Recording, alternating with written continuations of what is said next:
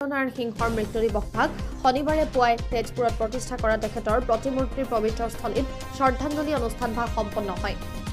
কাৰ্যসূচী মৰ্মে প্ৰথমে প্ৰয়াত ডক্টৰ পূৰ্ণ নাৰায়ণ সিংহৰ প্ৰতিমূৰ্তিত বন্তি প্ৰজ্বলক হিচাপে অংশগ্ৰহণ কৰি তেজপুৰ সাহিত্য সভাৰ প্ৰাক্তন সম্পাদক আৰু বিশিষ্ট সমাজকৰ্মী দেৱব্ৰত শৰ্মাই তেখেতৰ প্ৰতিমূৰ্তিত এগছি বন্তি প্ৰজ্বলন কৰি গভীৰ শ্ৰদ্ধাঞ্জলি জ্ঞাপন কৰে।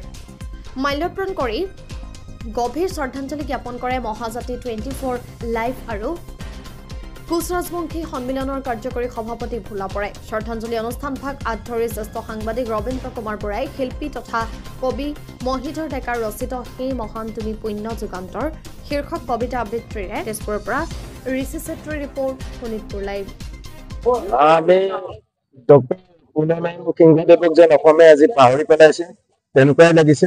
বিগত সময় তেখেতৰ প্ৰতি যিখিনি কৰণীয় আছিল সেয়া নকৰিলে। তৎসত্বেও আমি আজি এই পবিত্ৰ অনুষ্ঠানত উপস্থিত হৈ ৰাজহুৱা মতামতৰ আধাৰত আৰু নিৰ্দিষ্ট দৃষ্টিভংগী চিন্তাৰ আধাৰত আমি এটা কথা স্পষ্ট কৰিব খুজিছো, যিসকল মহান আত্মা ডক্টৰ পূৰ্ণ নাৰায়ণ সিংহ প্ৰমুখ্যে দেৱেন শৰ্মা, বলিষ্ঠ অভিনেতা দেৱেন শৰ্মা, ললিত বৰা প্ৰমুখ্যে যিসকল মহান যোদ্ধা আছিলে, তেওঁলোক পূৰ্ণ সিংহৰ সহযোদ্ধা আছিলে, জ্যোতি বিষ্ণুৰ সহযোদ্ধা আছিলে, তেওঁলোকক আজি যেনেকে অসমে নিৰ্দিষ্ট সময়টো স্মৰণ কৰিবলৈ পাহৰি গৈছে, সেইসকল মহান আত্মাৰ বিশেষকৈ নাট্য সাহিত্য বা সংগ্ৰামী সত্তাৰ লগত জড়িত তেজপুৰৰ ভিতৰত যিসকল আছে আজিও নতুন প্ৰজন্মৰ মাজত যেন অপৰিচিত হৈ পৰিছে।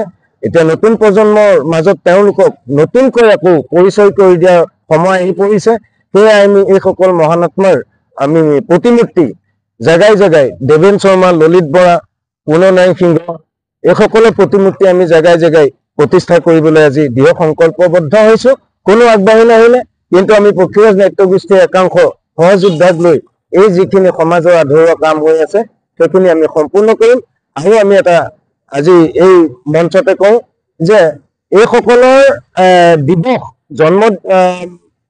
জন্ম মৃত্যু এই তিথি দুটা, যেনেকে মৃত্যু দিৱস আৰু জন্ম উৎসৱ এই দুটা পালন কৰিবলৈ আমি সংবাদ মাধ্যমেও নতুন প্ৰজন্মক অনুপ্ৰাণিত কৰিব লাগে বা সংবাদ মাধ্যমে আমি তেওঁলোকৰ ওচৰতে বাৰ্তাটো নিব লাগে যে এইসকলকো আমি পূজা কৰিব লাগে। মই আৰু বিশেষ নকওঁ, কিন্তু এটা কথা ক'ব খুজিছো, আমাৰ ডক্টৰ পূৰ্ণ নাৰায়ণ সিংহদেৱৰ লগতে এই তিনিগৰাকী বিশেষকৈ ললিত কুমাৰ বৰাদেৱ আৰু দেৱেন শৰ্মাৰ প্ৰতিমূৰ্তি নিশ্চয় আমি তেজপুৰত স্থাপন কৰিম।